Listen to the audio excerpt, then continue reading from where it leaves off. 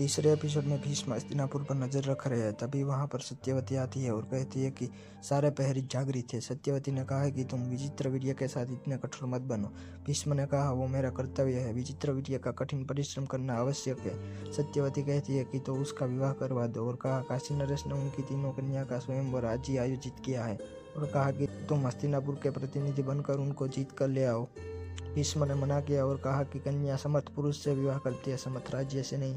सत्यवती ने कहा कि हस्तिनापुर की राजमाता के रूप में मैं तुम्हें आदेश भी दे सकती हूँ और राजमाता के आदेश का अपमान करोगे तो आपको राज्य छोड़ना होगा और तुम तो सिंहासन से बंधे हुए हो और तुम अपने वचन से बंधे हो, इसलिए तुम राज्य भी नहीं छोड़ सकते। और दूसरी तरफ काशी में सभी राजा स्वयंवर में पधार रहे हैं। काशी नरेश सभी राजाओं का स्वागत कर रहे हैं। तभी वहाँ पर उनका पुत्र भीष्म आते हैं। भीष्म काशी नरेश से कहते हैं कि मैं हस्तिनापुर के सिंहासन के प्रतिनिधि के रूप में हमारे युवराज विचित्रवीर्य के लिए आपकी कन्या का दान मांगने आया हूँ। काशी नरेश कहते हैं कि मैंने अपनी कन्याओं का स्वयंवर रचाया, लेकिन भीष्म ने कहा कि स्वयंवर में कन्या को शौर्य के बल पर विजित करने की परंपरा है। भीष्म ने कहा कि किसी राजा को इस बात पर आपत्ति है तो उस राजा को मेरे सामर्थ्य की परीक्षा लेने का अधिकार है। तभी महाराज साल्व ने कहा कि क्षत्रिय कभी युद्ध और द्वंद्व का आह्वान कभी नहीं टाल सकता। महामहिम भीष्म और वह युद्ध करने जाते हैं और भीष्म उन्हें हरा देते हैं। तभी राजकुमारी अम्बा उठकर महाराज साल्व के पास जाती है। अम्बा भीष्म को ऐसा करने के लिए मना करती है और कहा मैंने महाराज साल्व को मन से अपना पति मान लिया है। भीष्म काशी नरेश से कहते हैं कि ये आपकी पुत्री क्या कह रही है। राजकुमारी अम्बा ने कहा कि इस स्वयंवर में मैं महाराज साल्व के कंठ में वरमाला पहनाने वाली थी, यह निश्चित था।